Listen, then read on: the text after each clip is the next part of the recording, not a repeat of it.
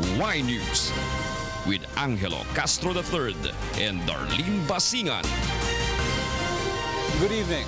The members of the Metro Manila Council agree on class suspension on November 16 to 17. Meanwhile, the Metropolitan Manila Development Authority guarantees that the closure of some major thoroughfares in line with the summit will only be temporary. Joan Nano will tell us why. Members of the Metro Manila Council have agreed to suspend all levels of both Metro Manila private and public schools on November 16 and 17 to give way to the 31st Association of Southeast Asian Nations Summit to be held in the country. Metro Manila mayors decided to cancel the classes to lessen traffic in the affected areas. We want less people kasi maaga pa lang mapoprogram na ng mga pamilya kung magbabakasyon sila o hindi. Both government and private offices, however, will be on business as usual on the said dates. The MMC clarifies that it is up to the Office of the President if it will declare November 13 to 15 a holiday. Meanwhile, the Metropolitan Manila Development Authority guarantees that the closure of some major streets where heads of states will pass will only be temporary. Yung selected na dadaanan will be closed for a few minutes and then under na po. As much as possible, the directive is not to really totally disrupt whatever there is on the streets at this during this particular event. Just this Sunday, the MMDA conducted a dry run for the traffic rerouting scheme that will be effective during the ASEAN Summit. The MMDA, together with other government agencies, will conduct another dry run of a more detailed traffic rerouting plan on October 29. Joan Nano, UNTV News and Rescue, Makati City. Meanwhile, prior to the start of the 31st Association of Southeast Asian Nations, or ASEAN Summit, the government has declared October 31 and November 1, Tuesday and Wednesday, respectively, as special non-working holidays based on Presidential Proclamation number 50. Also, November 30, Thursday, was also declared as a regular holiday in line with the commemoration of Bonifacio Day. The Alliance of Concerned Teachers, or ACT, continues to call on the government to increase the salary and teaching supply allowance of teachers across the country. Abby Santa Ines tells us why. The Alliance of Concerned Teachers asked President Rodrigo Duterte to certify as urgent the House Bill number 56 that seeks to increase the salary of teachers. Under the said proposal, the entry salary of teachers will increase to 25,000 pesos from the current 19,000 pesos, while their personal economic relief allowance will go up to 5,000 pesos from the current 2,000 pesos. Matagal ng clamor ito ng mga teachers na itaas naman ang sahod ng mga namin. If the said bill passes into law, the salary of non-teaching personnel will also increase to 16,000 pesos. The ACT also calls for the increase in the teaching supplies allowance of teachers. In line with a call for a salary hike, the group also expressed opposition against a tax reform package the government is pushing for. Mababaliwala lang yung aming pagtaas ng sahod kung sobrang taas din naman ang tax na ikakaltas sa amin. The proposed tax reform package has already passed in the House of Representatives, while senators are still debating their version of the bill in the plenary. Meanwhile, teachers are complaining of the lack of facilities and equipment for the students now that the K-12 program is already in effect. Nasa pang-ilang taon na ng implementation ng K-12 pero marami pa rin pong mga classroom ang kulang. Kulang pang senior high school buildings, wala pong mga teaching item positions, wala pong instructional materials, marami pong mga subjects ang wala pang libro. Mula yan kinder hanggang senior high school. Responsibilidad ng pamahalaan na budgetan ang mga ito. Abby Santa Ines, UNTV News and Rescue, Quezon City. Malacanang believes it is still early to evaluate the result of foreign trips of President Rodrigo Duterte. Rosalie Cos will tell us why. Presidential Advisor for Intrapreneurship Joey Concepcion responds to those who questioned the out-of-the-country trips of President Rodrigo Duterte, demanding concrete result of each travel. Recent reports also indicate that there is a 14% drop in the foreign direct investments in the country for the first 6 months of 2017 compared to that of last year. If it is constantly going down for the last 2-3 years, then maybe you have a problem. But if it is just a blip this year, we look at it long term. Nothing is always a direct arrow going up. There are always cycles, and that's normal. Concepcion adds that the business confidence in the country is high because the Philippine Stocks Exchange Index has maintained a good overall performance in the market. Malacanang remains positive that there will be more foreign direct investments in the country. It's part of a strategy to create multiple income streams. However, he's achieving the same right now by an increase in participation locally. His goals are still being achieved. Malacanang reiterates that the Duterte administration is laying the foundation first, such as long-lasting peace, security, and resolution of criminality and illegal drugs to sustain economic development in the country. He said he wanted to lay a foundation for a comfortable life for all. And he's, in fact, is looking forward to beyond 2022, not for himself, but for the rest of the administration, for other administrations to come in order to bring in a decent life for the Filipino, inclusively for every Filipino. Rosa Licoz, UNTV News and Rescue, Malacanang. Hazing death suspect Ralph Trangia has arrived in Manila from the United States. The Manila Police District, or MPD, hopes that the truth about the death of hazing victim Horacio Castillo III will come out following the return of Aegis fraternity member Ralph Trangia to the Philippines. Victor Cosare tells us why. Ralph Trangia was met by the personnel of the Manila Police District Homicide Section to encourage him to cooperate with the investigation into the death of the UST law student Horacio Castillo III. According to the MPD, the resolution of the case will become faster if Trangia will divulge all he knows about the incident.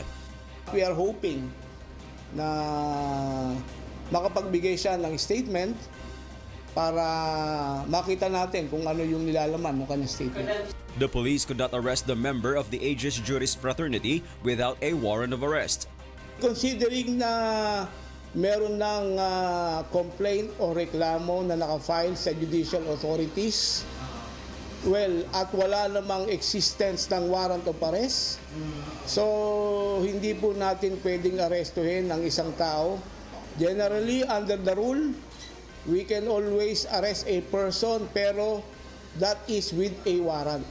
For now, Trangia has to respond first to the charges filed against him before the Department of Justice or DOJ.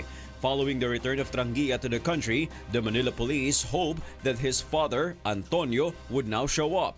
The elder Trangia is the owner of the vehicle used to transport the then half-dead Asio to the Chinese General Hospital. Victor Cosare, UNTV News and Rescue, Philippines.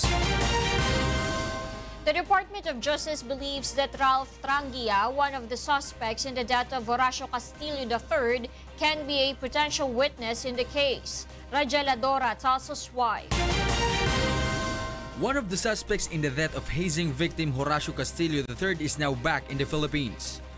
Ralph Trangia arrived at the Ninoy Aquino International Airport Terminal 1 at past 11 this morning. The Aegis Juris Fraternity member, however, is mum about the issue as he heads out of the airport to their home in Quezon City.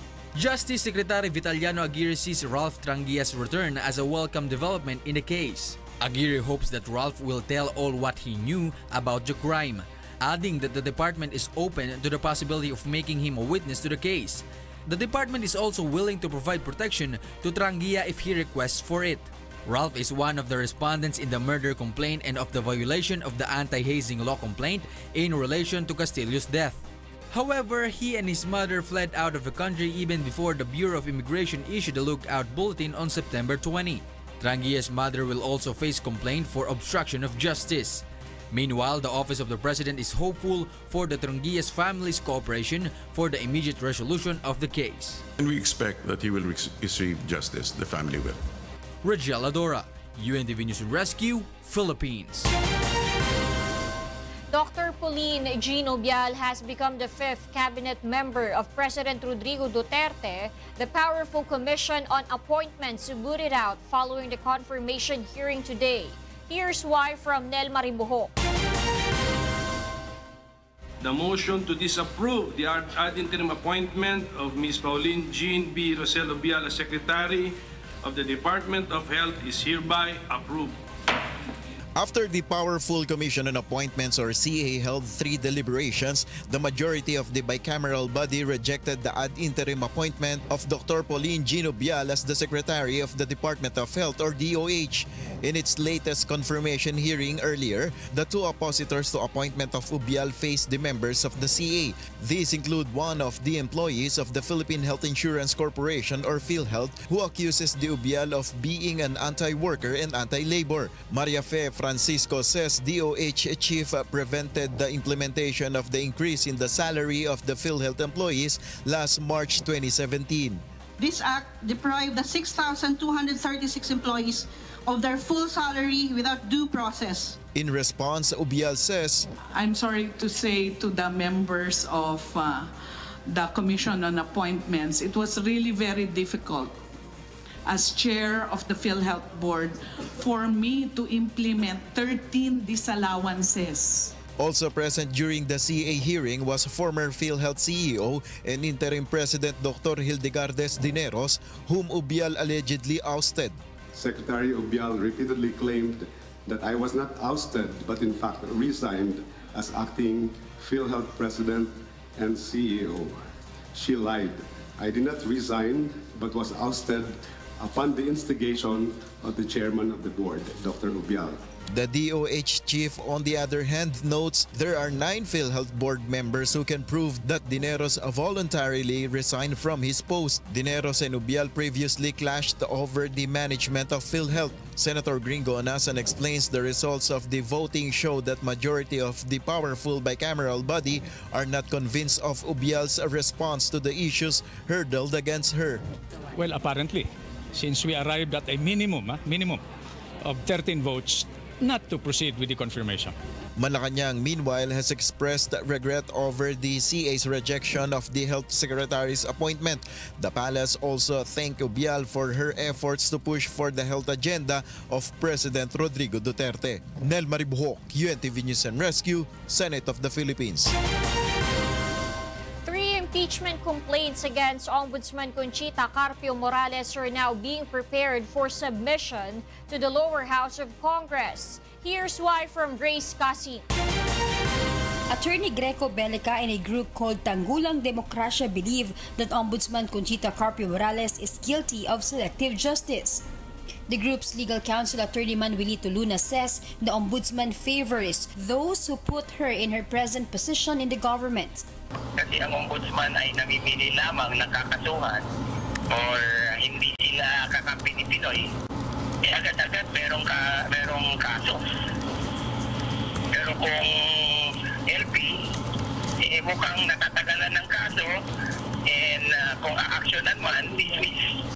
The lawyer adds that they are now reviewing the complaint that they have drafted before submitting it to the lower house so that the lawmakers will not see any loopholes in it. Aside from Luna's group, the families and relatives of the 44 members of the PNP Special Action Force who were slain in Mamasapano, Maguindanao, and other former lawmakers are also preparing their respective impeachment complaints against the Ombudsman. They are confident that the lawmakers who signified their willingness to endorse their complaints will remain steadfast and supportive of them. The group targets to file the complaint tomorrow. Meanwhile, Liberal Party congressman yesterday filed at the lower house a resolution that showed support to the Ombudsman. The purpose really is to protect and preserve the independence of a constitutional body like the Ombudsman and to allow her to do her work.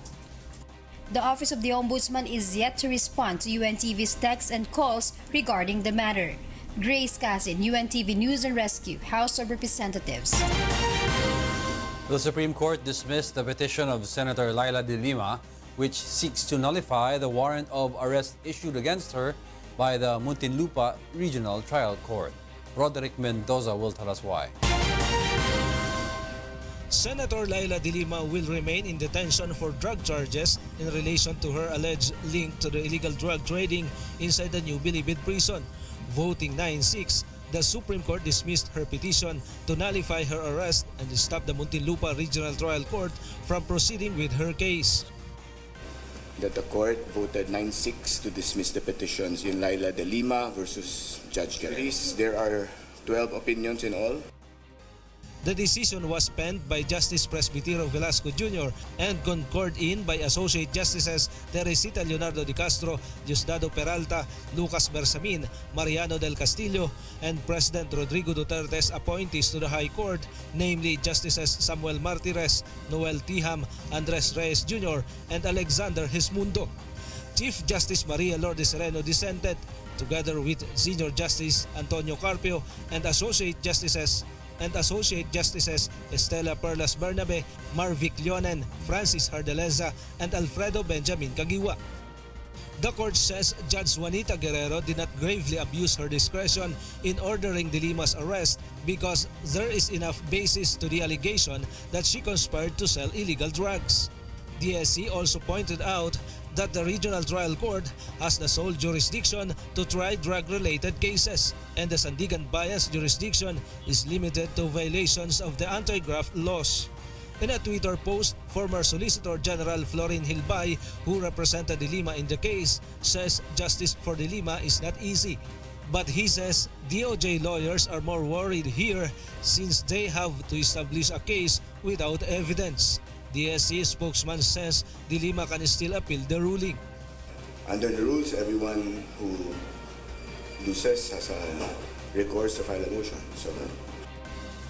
Solicitor General Jose Calida expressed his gratitude to the justices of the Supreme Court. He says the decision is proof that the government's war on drugs is not exclusively targeting the poor. Justice Secretary Vitaliano Aguirre says they are vindicated in their position that the RTC has jurisdiction over the cases of De Lima. And now that the Supreme Court has ruled, the arraignment and trial of the senator can already proceed. Malacanang refuses to comment on the High Court's decision. That is within the Supreme Court's purview. We leave it to them to address that. Roderick Mendoza, UNTV, News and Rescue, Supreme Court.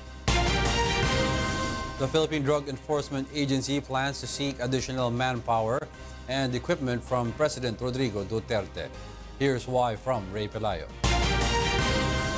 The Philippine Drug Enforcement Agency, or PDEA, is planning to recruit 1,000 operatives a year to augment its existing 2,000 personnel. PDEA Director General Aaron Aquino says aside from manpower, the agency is also in need of special equipment which he plans to seek support from President Rodrigo Duterte.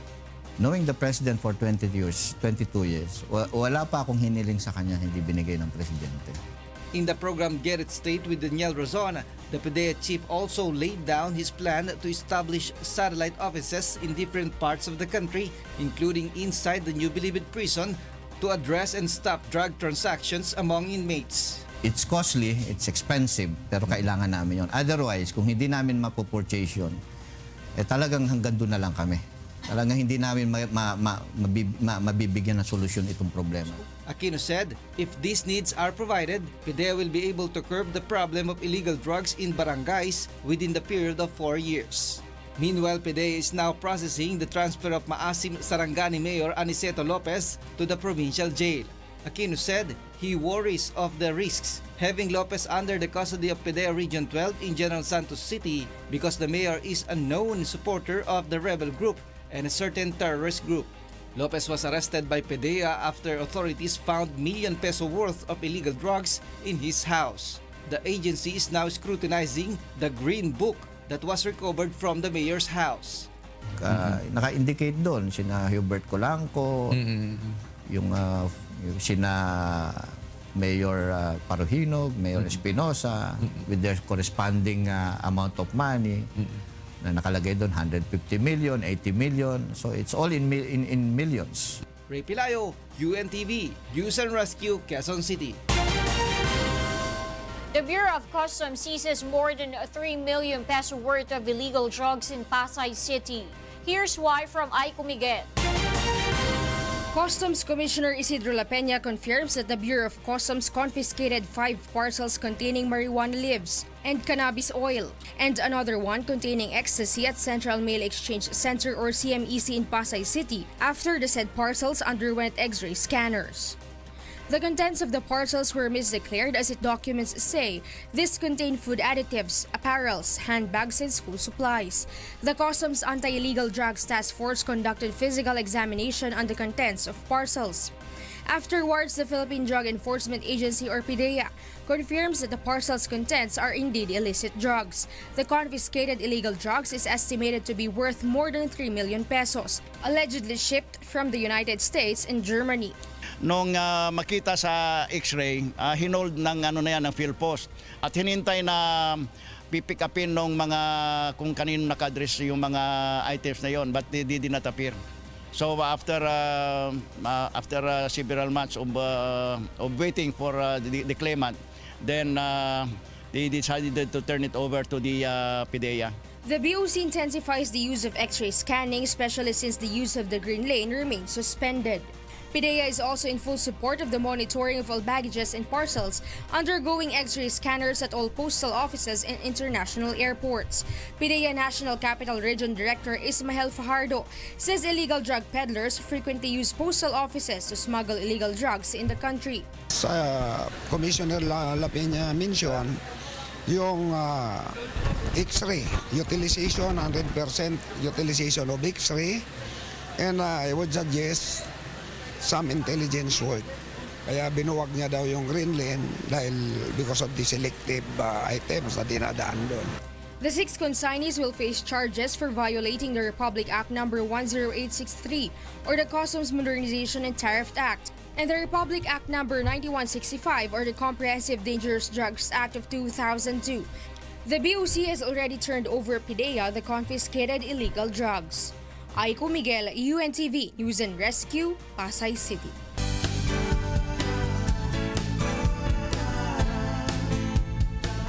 Several residents of Balagtas, Bulacan heave a sigh of relief after volunteers from UNTV and Members Church of God International visited their place. Leslie Longbowen tells us why. Since he suffered from a mild stroke, senior citizen Jaime Isidro began to have difficulty in walking. Despite his condition, Jaime went to a medical mission in the village of Panginay, Balagtas. The said medical mission was conducted by UNTV with the help of the Members Church of God International or MCGI. Taon na nga ako na-stroke, hindi pa ako nakaka-recover. Siyempre, mapakalagay kasi nga, sa alim magpupunta ka sa doktor, wala na akong pambayad, pupunta pa ako sa doktor, diyan, libre na. Salamat naman, at meron silang libreng gamot at saka libreng maraming tao na tutulungan. After learning of the free medical mission, Maricel Hipolito did not hesitate to bring her husband in wheelchair who is also a stroke patient. Para ma-provide yung mga pangailangan ng medical assistance. Napakalaking tulong, malaking bagay. Ito ang ginawa niyo na ito, maganda to eh. Napakalaking bagay sa mga kagaya namin na walang gaano kakayanan. It was also very helpful for Teresita Andueza to have her 3 children medically checked for free. They have cold, coughs, and recurrent flu. Teresita says her earnings from doing laundry is not enough to buy medication for her children. Nagpapasalamat din po sa medical na to na meron pong libre. Kasi wala po kami kapera-pera pang gamot, kaya nakapunta po kami dito. They are just among the 500 residents of Bulacan who have availed of the free medical, dental, and optical services offered by UNTV and MCGI. Some have also received legal assistance. Napakaswerte po ng aking pong barangay dito sa Panginay dahil sa amin pong request, napagkalooban po kami ng isang medical mission na katulad po nito na ngayon lang po ako nakakita ng medical mission na nasa pangangalaga katulad ng pagkain, kumpletong gamot at halos wala na pong hahanapin yung mga taong pupunta rito. Maraming salamat sa Diyos dahil kay Brother Eli Soriano. Leslie Longbowen for Serbisyong Kasangbahay. Next on Y News. MMDA plans to exempt from number coding scheme all motorists are open for carpooling. And Australia's largest naval vessel, Her Majesty Adelaide ship, arrives in the Philippines for a 5-day goodwill visit. Y News will be right back.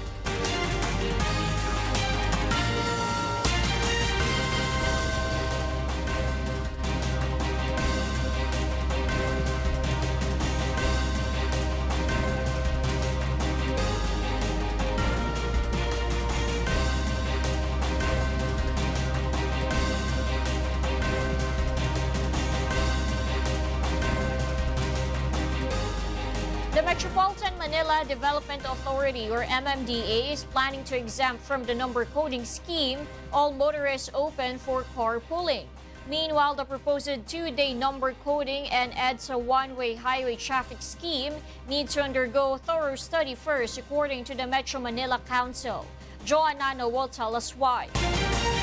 The Metropolitan Manila Development Authority has called on the Metro Manila mayors to discuss a number of proposals to alleviate traffic problems in Metro Manila. The council first tackled the plan of the MMDA to exempt all motorists open for carpooling from the number coding scheme. Under the said scheme, all motorists who travel alone will be encouraged to invite 3 or more passengers to ride in his car. Based on the data of MMDA, 78% of vehicles in Metro Manila are traveling on roads with the driver alone. The system was adopted from other developed countries, aims to decongest traffic and lessen the volume of vehicles on roads. So iniiwas lang po natin na maglagi kang mag-isa, make use of your car. 5-seater yan, 4-seater. I-encourage namin na magsama-sama sila sa isang sasakyan. So kung 3 sila, ang incentive nila is wala silang coding and you can, sa buong Metro Manila, pwede mong gamitan. The local chief executives say they need to study further the said proposal to know if the system will become effective. Some motorists are in favor of the proposal. Siyempre makakatulong tayo sa mga riders na iba na nahirap talaga mag-commute ngayon. Yung iba pagka mga private car, so sa isang car, 4 na po kaagad yung natitipid ng sasakyan. But for Alfredo, the MMDA should also focus on disciplining bus drivers. Yung mga bus, nagbabalagbagan sa EDSA yan. Kami, sa isang baba lang, nakagilid kami ng gusto. The Metro Manila Council also discussed the proposed 2-day number coding scheme and to make EDSA, C5 Road and Ross Boulevard a one-way highway traffic scheme. The council explains that they are not setting aside these suggestions, but emphasize that this should undergo with a thorough study and simulation to see the actual effect on traffic. Sabi ko, wag natin barilin basta-basta. I-simulate, may simulation equipment tayo rito. Titingnan natin, no? Baka naman mahirap naman magbaril kagad na idea. The Metro Manila Council plans to conduct the study and simulation on these proposed traffic schemes early next year. Joanna, UNTV News and Rescue, Makati City. The Land Transportation Franchising and Regulatory Board, or LTFRB, compares Uber surcharge to overcharging or contracting by rude taxi drivers. Leslie Longbowen tells us why. The Land Transportation Franchising and Regulatory Board, or LTFRB, heard earlier the issue of imposition of surcharge by Uber. Uber earlier planned a surcharge of 80 pesos for riders exiting Bikutan or Sukat gates via the Skyway or Magallanes or C5 entry points, and 100 pesos for passengers who would exit Alabang Philinvest or Susana Heights gates. LTFRB Chairman Martin Delgrad III compared Uber surcharge to taxi drivers who are charging passengers with sky-high fare rate when the destination is far or there is heavy traffic. Take away the digital platform, ganun na nga rin na nangyayari na yung pamasahe nila na meron silang flag down rate, meron silang time travel, meron silang distance travel, meron din palang silang patong kung malayo yung hinatiran ng Uber driver. The contract system with the taxi occurs once the rider is already inside the vehicle and the contract has already started. Unlike here, you have the option not to start the contract. The LTFRB also questions why Uber did not disclose their surcharge, which is part of their fare structure, to the board. Mabigat lang on the part of the board ay hindi sinabi at hindi nagpaalam sa board. Meanwhile, LTFRB asks Uber to submit supplemental position paper after 10 days. Uber remains prohibited imposing surcharges while the case is not resolved. Leslie Longbowen, UNTV News and Rescue, Quezon City. Muntinlupa Representative Rufy Biazon personally experienced a technical glitch while on board a train of the MRT-3 earlier this morning.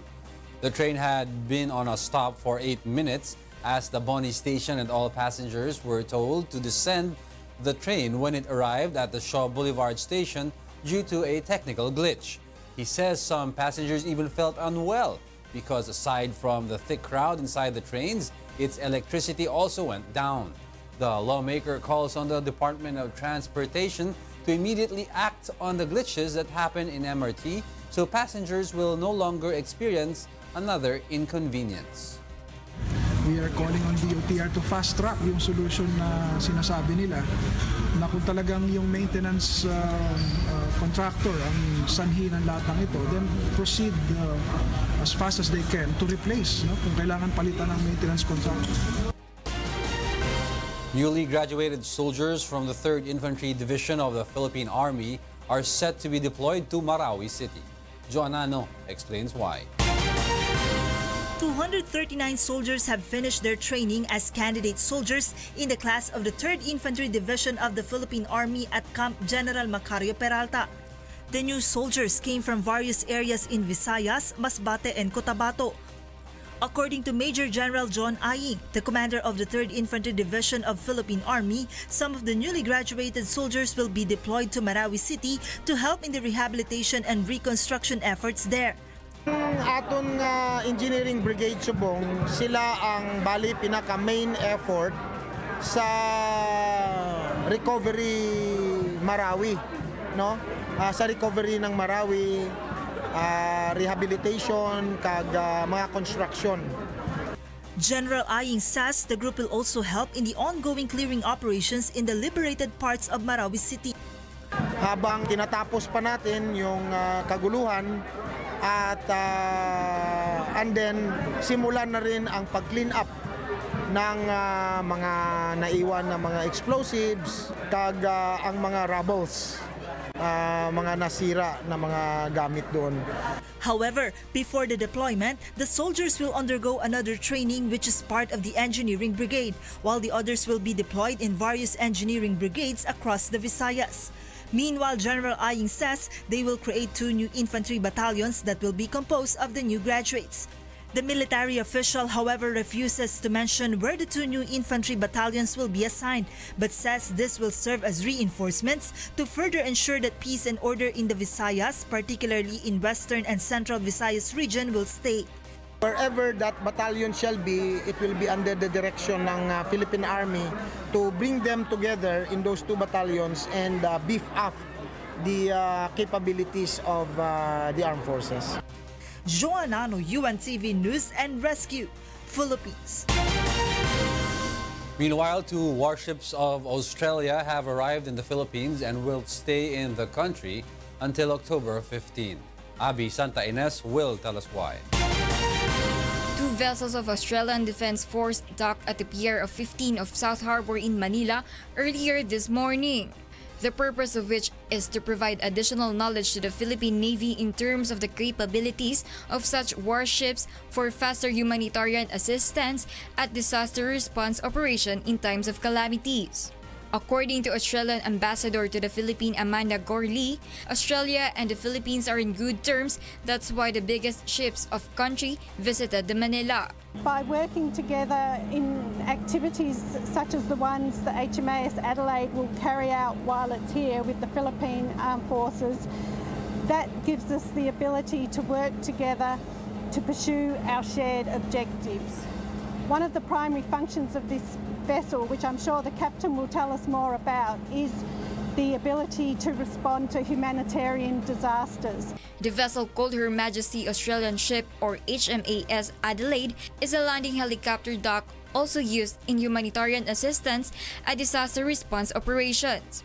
While Her Majesty Australian Ship or HMAS Darwin is Australia's guided missile frigate, a small but fast military ship.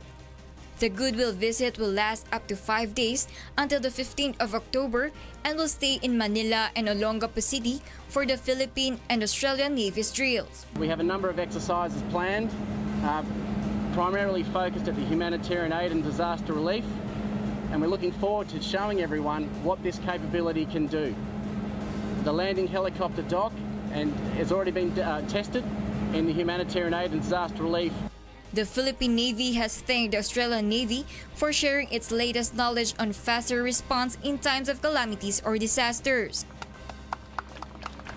In behalf of the Flag Officer in Command and the Chief of Staff Armed Forces of the Philippines, I would like to extend our sincerest thanks and gratitude for choosing the Philippines as one of your ports of call during your voyage. The goodwill visit of the two warships of Australia is a sign of improving ties between Sydney and Manila. It is also expected to further improve the relationship between the navies of the Philippines and Australia. Abby Santainez, UNTV News and Rescue, Philippines. President Rodrigo Duterte took time today to tour inside the largest Royal Australian Navy ship. Rosalie Cos tells us why. President Rodrigo Duterte visited the largest Royal Australian Navy ship, Her Majesty Australian Ship Adelaide, which is in Manila for a 5-day goodwill visit. For the first time, Adelaide visited Southeast Asia and the Philippines as part of the regional deployment of the Australian Defence Force to strengthen ties with the region. President Rodrigo Duterte was accompanied by Australian Ambassador Amanda Gurley and Assistant Defence Attaché Gideon Scrimger. The president also delivered a speech before the soldiers and representatives of Australia and hopes to further improve the ties with other countries such as the United States of America and China to maintain stability despite the tension in the Korean Peninsula. He reiterates the Philippines' support to Australian, Malaysian and Chinese friends and commits the help of the country in times of need. And that is why we reiterate our full support with our Australian friends, Americans, and even Chinese, Malaysian, all, to show to this one guy that he has to stop threatening the world. But there will always be consequences for all of us. Nuclear bombs, can create devastations and create also arid lands among environment. HMAS Adelaide weighs 27,800 tons and is 230 meters in length. It also has 40-bed hospital, 2 operating theaters and can store 12 helicopters, 100 vehicles and can transport up to 1,000 military personnel. Ship Adelaide will also visit Subic, in which 100 personnel of the Armed Forces of the Philippines will participate in a sea ride on Adelaide's landing craft. In the end, President Duterte hopes the Australian Navy personnel enjoy their visit in the country, though he said it cannot be compared to Australia. I welcome you and go around Manila. I hope you have time to visit the places. It could not compare to Australia, but Captain said that if you decide to decommission this one and come up with a new one, just park it here and I'll give you the ticket back home to Australia. Rosalie Cos, UNTV News and Rescue, Manila. Bureau of Customs Deputy Commissioner Gerardo Gambala files his irrevocable resignation. Customs Commissioner Isidro La Peña says he received Gambala's resignation since last month. La Peña adds that Gambala wishes to spend more time with his family. La Peña has submitted to the President a list of potential replacement for Gambala. Gambala, who holds the Bureau's Management Office Information and Technology System, was implicated in the smuggling of the 6.4 billion pesos worth of shabu in the country. Coming up on Y News. State of emergency declared as fire ranges in California. Confirmed deaths reached to 10. And Filipino dancers dominate the largest hip-hop dance competition, the World Supremacy Battleground, held in Sydney, Australia. More from Y News after this break.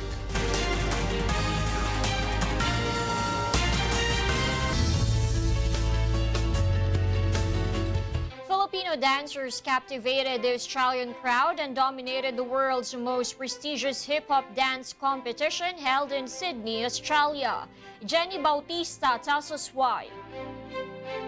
Extreme energy and vibration was felt in the room when our countrymen showcased their creative dance moves in the biggest and most prestigious dance competition in the Southern Hemisphere, the World Supremacy Battlegrounds.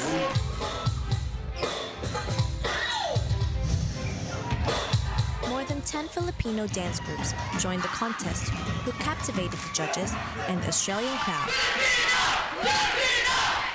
The Filipino dancers, oh my God, gosh, the Filipino dancers are really amazing. They brought something very different to the competition today. Every year they come and they bring like their energy, but this year we saw a few things that were very different to previous years. So we were very impressed by the Filipino dancers. Philippine representatives have won in various individual and group categories. Sobrang sarap po sabihin. Thank you, Lord, for giving this talent. And sa lahat ng sumuporta tumulong sa amin, maraming salamat po sa inyo. The event has gathered over 100 dance groups of the best dancers from the Philippines, New Zealand, South Africa, Solomon Islands, Guam and USA, Canada, PNG, Sierra Leone, Hong Kong, Indonesia, Japan, and Australia. Jenny Bautista, UNTV News and Rescue, Sydney, Australia. Those are the reasons behind the news, October 10, 2017. I'm Angelo Castro III. Reasons we delivered to you as they unfold. I'm Darlene Basingan. Because we need to know, we will always ask why. Thank you for watching Why News.